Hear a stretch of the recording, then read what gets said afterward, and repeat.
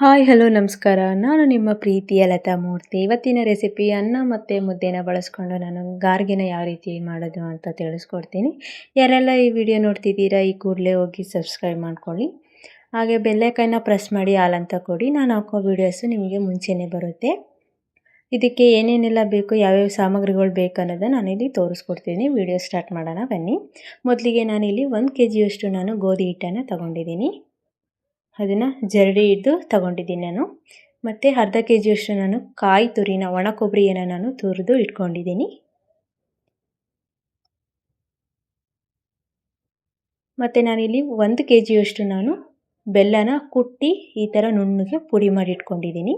ನೋಡ್ತಿದ್ದೀರಲ್ವ, ಈ ಥರ ಕುಟ್ಟಿ ಪುಡಿ ಮಾಡಿ ಇಟ್ಕೊಂಡಿದ್ದೀನಿ. ಸ್ವಲ್ಪ ಏಲಕ್ಕಿನ ಕುಟ್ಟಿ ಪುಡಿ ಮಾಡಿ ಇಟ್ಕೊಂಡಿದ್ದೀನಿ. ಅರ್ಧ ಬಟ್ಲು ನಾನಿಲ್ಲಿ ಗೋಧಿ ರವೆನ ತಗೊಂಡಿದ್ದೀನಿ. ಮೇಯ್ನಾಗಿ ನಾನಿಲ್ಲಿ ಅನ್ನ ಮತ್ತು ಮುದ್ದೆನ ತಗೊಂಡಿದ್ದೀನಿ. ನಾವು ಅನ್ನ ಮುದ್ದೆ ಹಾಕೋದ್ರಿಂದ ಗಾರ್ಗೆ ತುಂಬ ಟೇಸ್ಟಿಯಾಗಿರುತ್ತೆ, ತುಂಬ ಸಾಫ್ಟಾಗಿರುತ್ತೆ ಅನ್ನೋ ಕಾರಣಕ್ಕೆ ನಾವು ಗಾರ್ಗೆಗೆ ಅನ್ನ ಮುದ್ದೆನ ಸೇರಿಸ್ಕೊಳ್ತಿದ್ದೀವಿ. ಅನ್ನ ಖಾಲಿಯಾಗಿತ್ತು, ಹಾಗಾಗಿ ಬಿಸಿ ಅನ್ನನ ಮಾಡಿಕೊಂಡು ನಾನು ಸೇರಿಸ್ಕೊಳ್ತಿದ್ದೀನಿ. ಒಂದು ಮಿಕ್ಸಿ ಜಾರಿಗೆ ಅನ್ನನ ಹಾಕ್ಕೊಂಡು 1 ಲೋಟ ನೀರು ಹಾಕ್ಕೊಂಡು ನಾನು ಇದನ್ನು ನುಣ್ಣಗೆ ರುಬ್ಕೊಳ್ತಿದ್ದೀನಿ. ನೋಡಿ, ಈ ರೀತಿಯಾಗಿ ರುಬ್ಕೊಂಡ ನಂತರ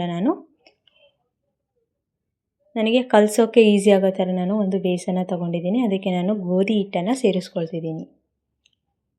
ನೀವು ಯಾವ ರೀತಿ ಮಾಡ್ತೀರಾ ಮನೆಯಲ್ಲಿ ಅನ್ನೋದನ್ನ ಕಮೆಂಟಲ್ಲಿ ತಿಳಿಸಿ. ನಾವು ಇದೇ ಥರನೇ ಯಾವಾಗಲೂ ನಾವು ಗಾರ್ಗೆನ ಮನೆಯಲ್ಲೇ ಮಾಡೋದು. ಒಮ್ಮೆ ಟ್ರೈ ಮಾಡಿ ನೋಡಿ, ತುಂಬಾ ಚೆನ್ನಾಗಿರುತ್ತೆ, ತುಂಬಾ ಇಷ್ಟಪಡ್ತೀರಾ ನೀವು. ಮತ್ತು ಕಾಯಿ ತುರಿನ ಸೇರಿಸ್ಕೊಂಡು ನಾನಿಲ್ಲಿ ಬೆಲ್ಲನ ಸೇರಿಸ್ಕೊಳ್ತಿದ್ದೀನಿ. ಯಾರೆಲ್ಲ ಈ ಚಾನಲ್ನ ನೋಡ್ತಿದ್ದೀರೋ ಹೋಗಿ ಸಬ್ಸ್ಕ್ರೈಬ್ ಮಾಡ್ಕೊಳ್ಳಿ, ಲೈಕ್ ಮಾಡಿ, ಶೇರ್ ಮಾಡಿ, ಕಮೆಂಟ್ ಮಾಡಿ. ಮತ್ತು ರವೆನ ಸೇರಿಸ್ಕೊಳ್ತಿದ್ದೀನಿ. ಏಲಕ್ಕಿ ಪುಡಿನ ಸೇರಿಸ್ಕೊಂಡು ರುಬ್ಬಿಟ್ಕೊಂಡಿರೋ ಅನ್ನನ ಕೂಡ ಸೇರಿಸ್ಕೊಳ್ತಿದ್ದೀನಿ. ನೋಡಿ, ಮುದ್ದೆನೂ ಕೂಡ ನಾವು ಮಿಕ್ಸಿಗೆ ಹಾಕೋಬೋದು, ಬಟ್ ನಾನು ಮಿಕ್ಸಿಗೆ ಹಾಕ್ತಿಲ್ಲ ಇಲ್ಲಿ. ನಾನು ಹಾಗೇ ಸೇರಿಸ್ಕೊಳ್ತಿದ್ದೀನಿ.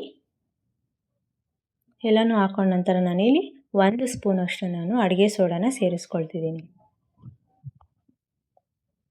ಅಡುಗೆ ಸೋಡಾನ ಕೈಯಲ್ಲೇ ಕಲಿಸ್ಕೋಬೇಕು.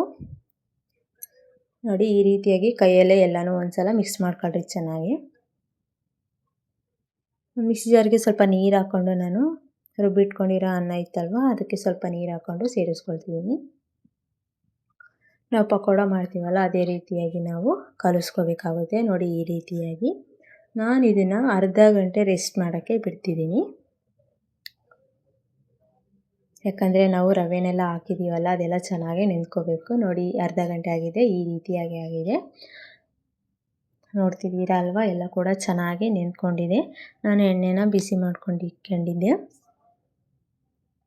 ನಾವು ಪಕೋಡ ಹಾಕ್ತೀವಲ್ಲ, ಅದೇ ರೀತಿಯಾಗಿ ಸ್ವಲ್ಪನೇ ತಗೊಂಡು ಒಂದೊಂದೇ ಎಣ್ಣೆನೇ ಬಿಡ್ತಾ ಹೋಗಬೇಕು. ನೀವು ನಿಮ್ಮ ಮನೇಲಿ ಯಾವ ರೀತಿ ಗಾರ್ಗೆ ಮಾಡ್ತೀರಾ ಅಂತೇಳಿ ಕಮೆಂಟಲ್ಲಿ ತಿಳಿಸಿ.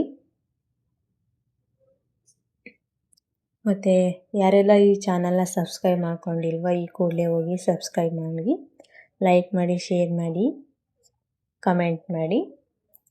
ಇದು ಪೂರ್ತಿಯಾಗಿ ಕಂದು ಬಣ್ಣ ಬರೋವರೆಗೂ ನಾವು ಬೇಯಿಸ್ಕೋಬೇಕು.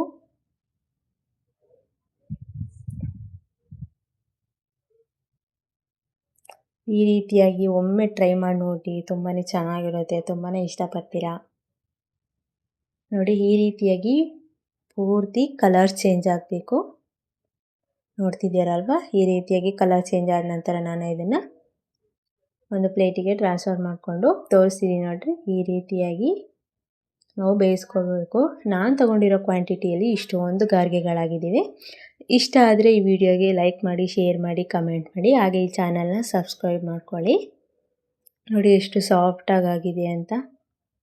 ಮತ್ತೊಂದು ವಿಡಿಯೋದಲ್ಲಿ ಸಿಗ್ತೀನಿ. Thank you for watching. Bye.